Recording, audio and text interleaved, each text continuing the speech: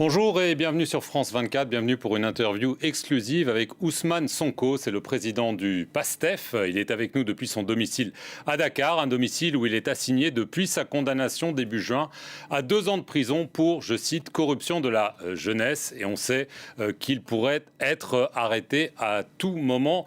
Ousmane Sonko, merci. Merci, M. Perelman. Dans son discours à la Nation, prononcé ce lundi, le président Macky Sall a renoncé à se présenter à un nouveau mandat. Est-ce que vous saluez cette décision ? Je voudrais d'abord faire une précision à l'entame de mon propos, puisque certains de vos collègues, notamment du monde diplomatique, ont prétendu que je serais assigné à résidence. Je ne suis pas assigné à résidence, je suis arbitrairement détenu. Il n'y a ni décision de justice, ni décision administrative qui m'impose de rester chez moi. C'est une détention arbitraire en violation de tous mes droits. Ceci dit, je voudrais faire remarquer qu'il y a une situation atypique qui concerne l'Afrique de manière générale et le Sénégal pour cette fois-ci, où le monde entier, en tout cas beaucoup de gens ont félicité le président sortant pour avoir respecté simplement la constitution de ce pays, de son pays. C'est triste pour l'Afrique, et certains ont même parlé de l'exception sénégalaise, là où la Mauritanie, le Cap-Vert, le Ghana, le Niger, le Nigeria récemment, et beaucoup d'autres pays africains ont tendance à donner l'exemple avec des alternances démocratiques où les présidents sortants ne se représentent pas et respectent leur constitution. Il n'y a aucune exception sénégalaise en réalité. Et je crois que désormais, lorsque le président Macron aura terminé ses 2 mandats et s'en ira, il faudrait que l'ONU, tous les pays lui adressent des félicitations pour ne pas avoir brigué un 3e mandat. Ceci dit, je comprendrais cette attitude s'il s'agit simplement d'un encouragement pour lui demander de mieux faire et de continuer sur cette lancée pour apaiser définitivement ce pays. Autrement, on serait dans une infantilisation de l'Afrique qui serait encore ce mineur non émancipé où tout ce qui est ordinaire et normal dans les autres pays et les autres démocraties serait exceptionnel pour l'Afrique. Ensuite, nous considérons qu'il n'y a rien à féliciter ou à remercier, il n'y a rien d'exceptionnel, puisque le retard observé à faire cette annonce a occasionné énormément de dégâts pour le Sénégal.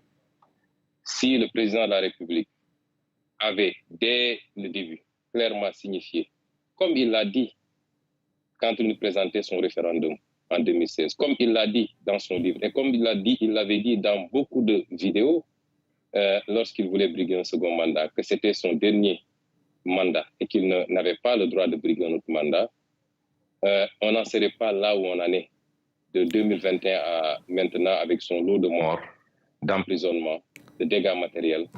Les conséquences ont été immenses et énormes parce qu'en réalité, le président Macky Sall n'a pas abdiqué parce qu'il serait un démocrate. Il a abdiqué parce qu'il y a eu la pression de son peuple d'abord.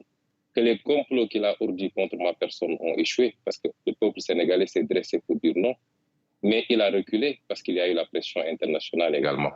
Il y a également toutes ces plaintes au niveau de la CPI et de différents organismes des Nations Unies. Il n'a pas reculé, il a toujours eu cette intention de briguer une 3e candidature. Il l'a toujours eu jusqu'à la dernière minute. Ousmane Sonko, quand même, vous l'avez traité de dictateur. Un dictateur, par définition, ça ne décide pas de quitter le pouvoir. Alors certes, vous dites que c'est tard, mais mieux vaut tard que jamais quand même. Je dis qu'un dictateur peut quitter le pouvoir de plusieurs manières possibles. Quand je parle de dictature, c'est par rapport aux actes qui ont été posés et qui continuent à être posés. Tenez-vous bien, hier, quelques personnes se sont mobilisées à la porte du palais de la République de manière spontanée, sans aucune autorisation, prétendument pour féliciter, remercier le président de la République. Au même moment, 17 personnes étaient placées sous mandat de dépôt parce qu'ils s'étaient déplacés vers ma résidence pour s'enquérir de ma situation et dénoncer l'illégalité qui frappe ma détention arbitraire. Et tous les jours, nous vivons cela. Quand un président de la République recrute des milices privées et leur permet d'ouvrir le feu sur des manifestants désarmés, comment on peut appeler ça, M. Perelman?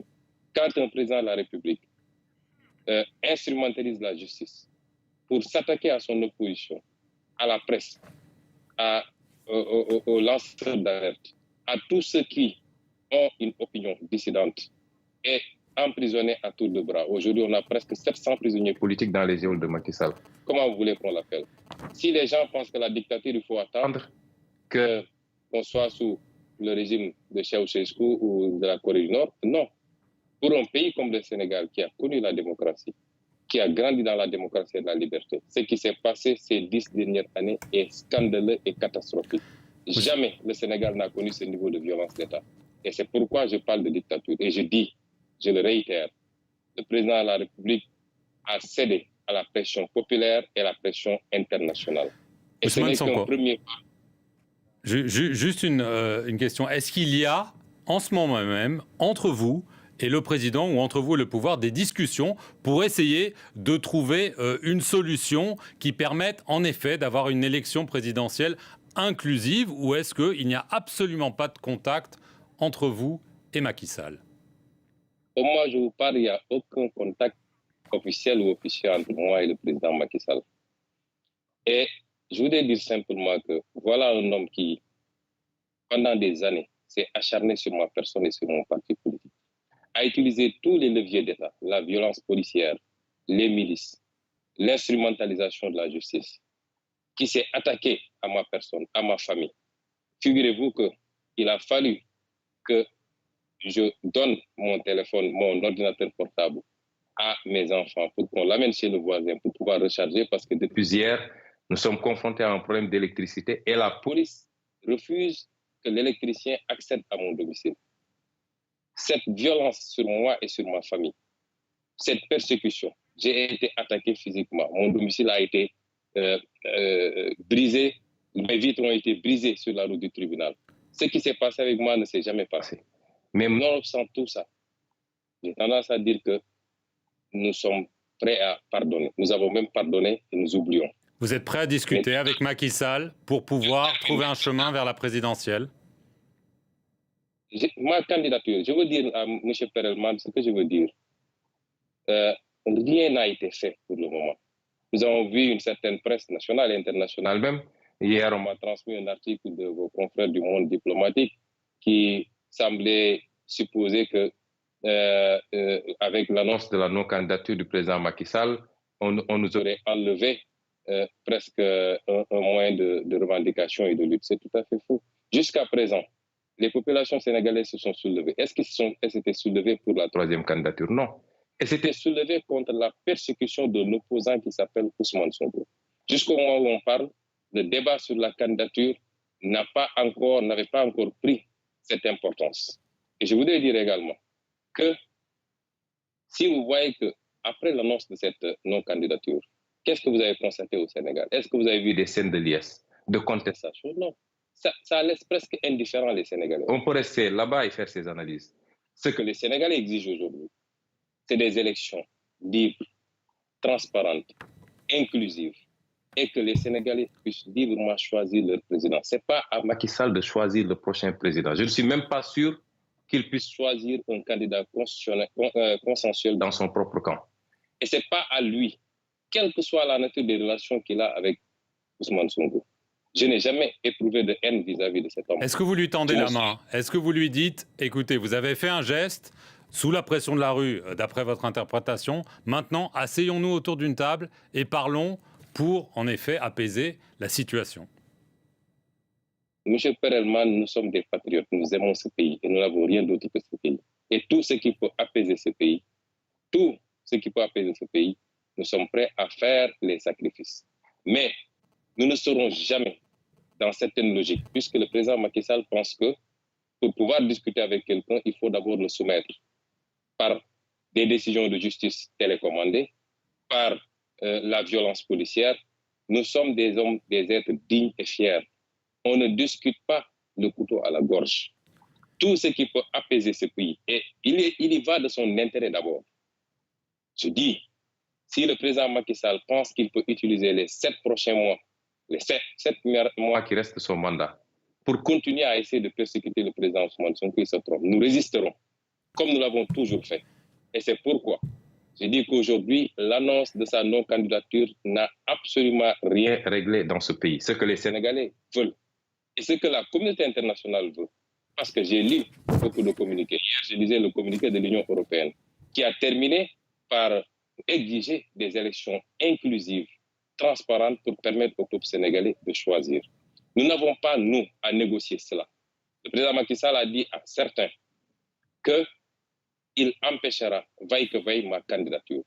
Parce que c'est lui la République, c'est lui la justice, c'est lui le Conseil constitutionnel. C'est à lui de dire qui va être candidat et qui ne va pas l'être. Et je peux vous assurer qu'il n'y aura pas d'élection dans ce pays. Ou alors ce sera dans un chaos indescriptible si par des combines judiciaires, le président Macky Sall voulait empêcher ma candidature. Rapidement, Ousmane.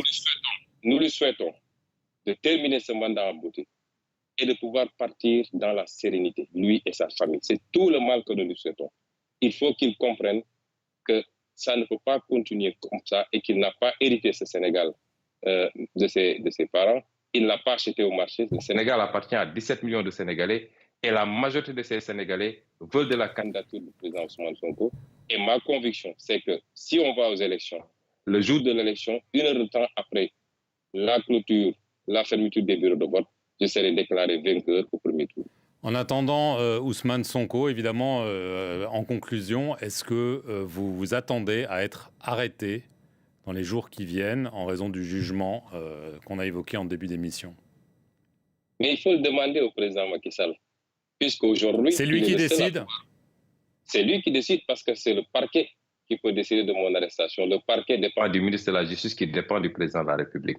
Et je suis très pressé qu'ils aient le courage d'aller jusqu'au bout de leur logique. Parce que j'ai entendu d'ailleurs dans certaines conclusions hâtives, les gens décréter mon inéligibilité. Je suis encore totalement éligible. Ousmane Sonko, merci beaucoup d'avoir répondu en exclusivité aux questions de France 24 depuis votre domicile à Dakar. Merci à vous d'avoir suivi cet entretien sur nos antennes.